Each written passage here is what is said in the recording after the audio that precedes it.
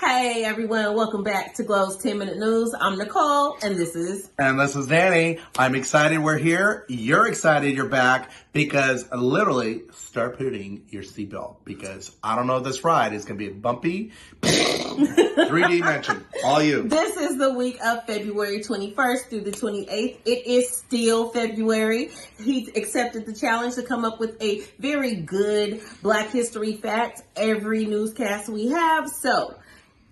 Well, I actually do. Apparently in the 60s, it was hard for African American people that, not only that, to be something amazing like authority, being part of the court system, being part of the police department, being just amazing. But this guy. Who's this guy? Oh, this guy is called Thurgood Marshall. Did I say it right? Thurgood Marshall. So I'm boom. But he was actually on June 13, 1967, President Johnson nominated Thurgood Marshall. Thurgood Marshall to be the first African American justice to serve on the Supreme Court of the United States. Marshall had already made his mark American law, having won 29 out of 32 cases he argued before the Supreme Court, mostly landmarks cases Brown versus Board of Education of Topeka. But let's go back in that. But it's amazing because that was which ruled school segregation unconstitutional. Yes. So I was excited. Brown versus the Board of Education gave African Americans the same rights as others to go to schools and educate themselves. So, yes. So definitely Google him, definitely research, talk to your kids about this amazing gentleman that really is making an impact and difference. And now we have a lot of judges are African American from female to a male. So it's kind of cool. There are some judges, I would say at the Supreme Court district level, not like high up yet, but we are making moves. We're making more moves and strides to get, a little closer up there. So thank you for coming with your amazing fact this week. Appreciate it. Okay, so we're going to jump right in. We both have some pretty interesting, very heavy stories that we want to present this week. So I don't know if you guys have heard, but within the last week or two, the CDC has said that there are unprecedented numbers of young teens, girls in particular, who are being diagnosed with depression, anxiety, and who are now suicidal. And they're not sure if it's coming from the COVID wave, like just being in isolation for so long and then coming back and not having those socialization skills, being back in school. But for whatever reason, these numbers are unprecedented. So please, if you notice any changes in your daughter, in all of your children, but especially in your girls, please make sure that you get them some help, seek out counseling, therapy, any kind of professional. So. And you know what? This actually brings you back to this kind of conversation I was looking into. As an educator, and we actually both work in the educational world, even when I was an administrator, one of the biggest things is your child is not your friend. And we have a lot of parents that come in and they become their friends. Here's the main thing because of the role is that this generation, our generation, we are the parents and we forget what our parents taught us. But the emotional role of the parent is to build on love, affection, and esteem. It's esteem part of being the parent and it's a beautiful thing to behold. But your roles as a parent, it's not just emotional and your child is not your friend. Indeed, much of the parenting role is functional. For an infant, that means feeding, changing diapers, bathing, and generally providing for the child. That is your responsibility. For 8 years old, it means ensuring homework is done. And not only that, for a 15-year-old, it means setting and enforcing responsibility curfews.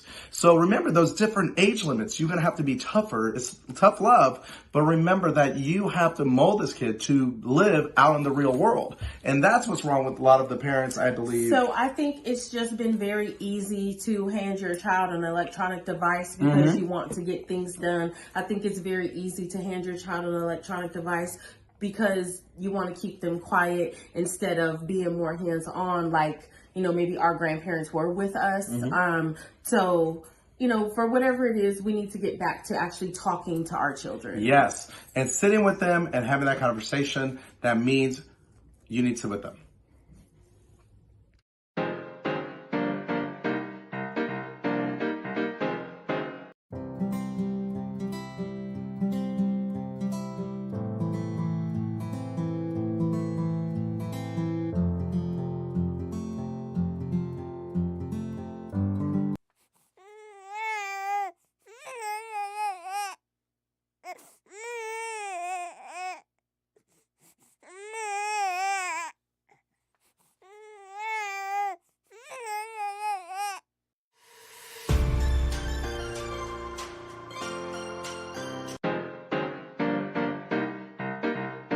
So remember, as you're sitting with them, listen to them. Listen what's going on in their world and communicate. Don't be too crazy emotionally. I think we react more than we listen. Yes. And so, and a lot of times they're not looking for us to react. They're looking for us to just listen. So listen to your kids. Definitely look at their Instagram, Facebook. Make sure they're doing what they're supposed to do, but really enforce that, because in the real world, there's enforcing the law. And if they don't enforce that, as a student, as a kid, and as a parent, it'll be not the teacher's fault, it'll be your fault. So remember, encourage your kids to be amazing and love them like you should love them every single day.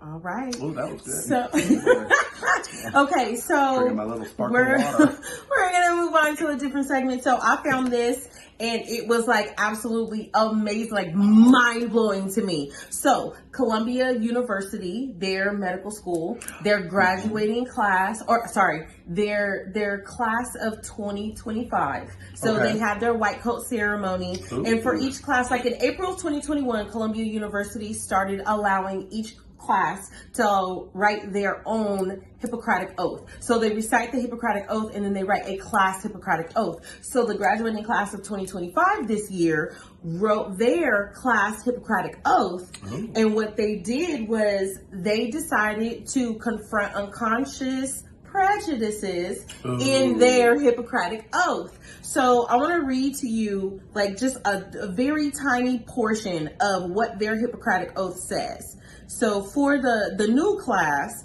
it says, we enter the profession of medicine with appreciation for the opportunity to build on the scientific and humanistic achievements of the past. We also recognize the acts and systems of oppression affected in the name of medicine.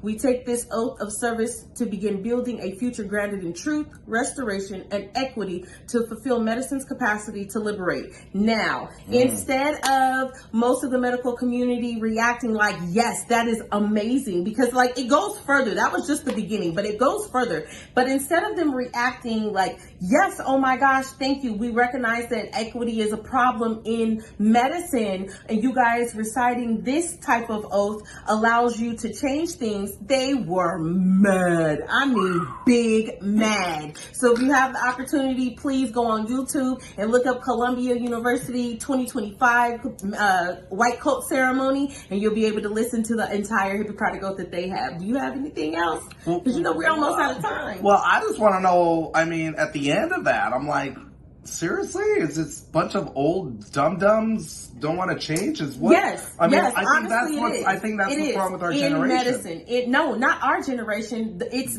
the generation above us and those two above them. Right. Like in let's just be honest. In the medical profession right now, there are a lot of older white men sitting in positions that they've been in for years, and what has worked they want to continue to work, and our generation and younger is coming in and saying no, sorry, that's not working, it hasn't been working, and we want to change it. And because like the whole uproar was the fact that theirs was like woke. Oh, and we've been doing this for 200 years. So what they're doing is they're taking the word woke and they're turning it into some, oh, you're trying to fight for this, you know, this one specific type of class of people. No, not it. It is what it is we are fighting for the wrong and we want to make it right. And instead of them saying, okay, we're almost out of here, let them do what they want, they, you know, got mad. Well, not only that, especially because we're talking about medical and medicine, one of the biggest things is people are becoming lazy. Remember, the doctors are always asking you, and the medical profession is that just 15 minutes of exercise per day may feel like the least you can do. You actually could do it. When it comes to physical activity, the bar minimum can extend your life expectancy by 3 years and reduces the risk of death by 14%. Okay, so if I exercise for 15 minutes a day, I can increase my life expectancy by 3 years. Yes, and not only that, even losing weight, and you feel better. Yes. And then later on, it's going to be hard, but every step of the way it gets better and better, but your body will actually want to work out more and more. So this week, try to do 15 minutes a day before you go to bed. Actually, it's one of the best things. When you go to bed, before you go to bed, do your exercise, and you're going to sleep differently. Okay.